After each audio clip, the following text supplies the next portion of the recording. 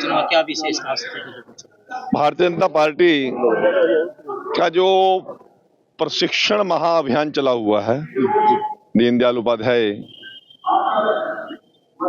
प्रशिक्षण महाअभियान, उसमें हमारे 377 मंडल में सक्रिय रूप से हम इस अभियान को चलाए हुए हैं। हमारे बूथ स्तर के कार्यकर्ता, हमारे मंडल स्तर के कार्यकर्ता, हमारे जिला और विधानसभा स्तर के कार्यकर्ताओं का प्रशिक्षण हम यहाँ पर 24 घंटे का दे रहे हैं। पार्टी की रीति नीति, पार्टी की सोच, पार्टी का विचार।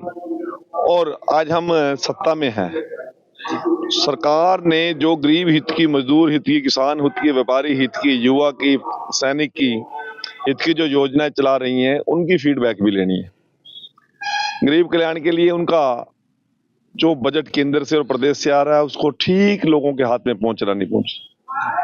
ओल्ड एज पेंशन है, किसान सम्मान निधि है, हमारी सेल्फ हेल्प ग्रुप की बहनें हैं, इसी प्रकार से छोटे दुकानदार हैं, हमारे युवा हैं, हमारे कर्मचारी हैं, उनको सभी जरूरत की चीजें ठीक समय पर पहुंच रही हैं, ठीक हाथ में पहुंच रही हैं। इसकी भी समीक्षा हम साथ के साथ कर रहे हैं। और अभी आने वाले समय के अंदर बहुत से ऐसे कार्यक्रम हमारे चलेंगे जिनको भी कार्यकर्ताओं को, उसके लिए भी कार्यकर्ताओं को मानसिक तौर पर तैयार करने की प्रशिक्षण वर्ग हमारे चल रहे हैं। आज स्फीदो की विधानसभा का स्फीदो मंडल के अंदर यह प्रशिक्षण शिविर था, एक सत्र लेने के लिए भारतीय जनता पार्टी का कार्य विस्तार, हमारी पद्धति क्या है, हमारी सोच क्या है, उस विषय को बोलने की जिम्मेवारी मेरी पार्टी ने तय की थी। उस विषय को मैंने लिया है। 4 तारीख को सफेदों में और 5 को जींद में रैली होने जा रही है, उसको लेकर के कैसी तैयारी और सफेदों के लिए क्या बड़ी सौगात हो सकती है इसमें? अप्रैल का महीना जींद जिला के लिए एक बड़ा सौभाग्यशाली महीना साबित होने जा रहा है।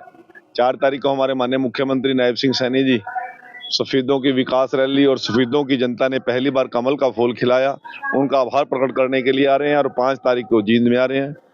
अब रही बात सौगात की स्थिति, ये आप गिनते रहना, लिखते रहना, बाकी नायब सिंह सैनी जी कसर छोड़ देंगे। सफेदों की बड़ी मांग है जिला बनाने की, उसमें आपकी इतनी सहमति है? सफेदों जिला आप सारे शब्द मेरे मुंह में मत डालिए, वो अलग विषय है। अभी जनगणना शुरू हो चुकी है और 1 साल तक सभी गांव का बदलाव, ब्लॉक का बदलाव, जिले का बदलाव, जिले की घोषणा इस 1 साल में नहीं कर पाएंगे। और सफेदों की मांग बहुत पुरानी है, इस बात को मुख्यमंत्री जी समझते हैं, हम भी समझते हैं, परंतु परिस्थितियां अभी अनुकूल नहीं है क्योंकि जनगणना का ईयर सेंसस काउंटिंग है। अब सेंसस के अंदर कोई इस प्रकार की घोषणा कोई भी सरकार नहीं कर सकती। 7 मार्च को सफेदों में बड़ी घटना हुई, 12 महिलाओं की मौत होगी फैक्ट्री में, लेकिन पीड़ित परिवार है नहीं जो वो मुआवजे से संतुष्ट नहीं है, मुआवजा बढ़ाने की मांग करता, नौकरी की मांग करता। कोई बात नहीं, ऐसा उस परिवार के साथ एक दुखद घटना घटी है और 4 तारीख को मुख्यमंत्री जी आ रहे हैं, वो इसमें कोई भी जो बात होगी उन लोगों के साथ बैठ के अलग से बात कर लेंगे। तो कब तक आ जाएगा मुआवजा अगर बात करें? मैं बात कर रहा हूँ ना, कुछ चीजें मुख्यमंत्री अधिकार क्षेत्र की होती हैं, जो मैंने घोषणा करनी है, जो मैंने कुछ करना है, वो तो अलग बात है। मान लो जब करनी मुख्यमंत्री जी ने, फिर मुख्यमंत्री जी का अधिकार मैं कैसे ले सकता हूँ? तो आने पे भी नाराज थे भी, जैसे आप हैं कृष्ण पवार जी हैं, वो वहाँ पर पीड़ित परिवार से मिलने नहीं गए, नाराजगी उन्होंने हमारे को मीडियम बोला भाई नहीं। ऐसा सुन, मैं आपको बता रहा हूँ, हमारे लोकल विधायक सभी उनके बीच में रहे, मोहनलाल बड़ोली जी भी वहां पे गए, हमारे सभी वरिष्ठतम लोग वहां रहे। उस समय मेरे ख्याल में सेशन चल रहा था, कुछ ऐसी परिस्थितियां थी और ऐसा नहीं है कि कोई उनकी, जो लोग वहां पे पहुंचे उन्हीं को दुख है,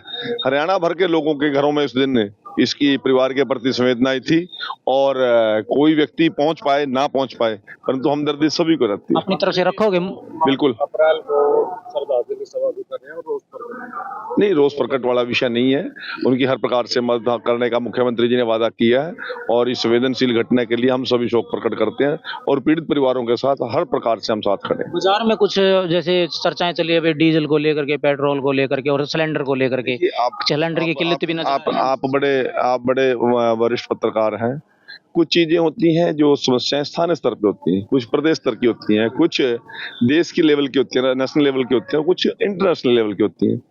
आप वाकिफ नहीं हो क्या?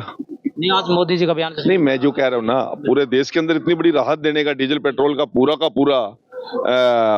वो माफ कर दिया, कितनी बड़ी राहत दी है इस युद्ध के बुरे समय के अंदर। प्रत्येक नागरिक को राहत मिली है। तो आप उसकी चर्चा तो आपने नहीं करी, आपने जो चर्चाएं हैं नहीं है। परंतु मैं आपके माध्यम से एक जरूर मैं लोगों को कहना चाहता हूँ, कालाबाजारी करने वालों को किसी कीमत पे बख्शेंगे नहीं। प्रत्येक जरूरतमंद को उसकी चीज उपलब्ध कराना हमारी भी और केंद्र सरकार की जिम्मेवारी है, उसमें हम पीछे नहीं हटेंगे।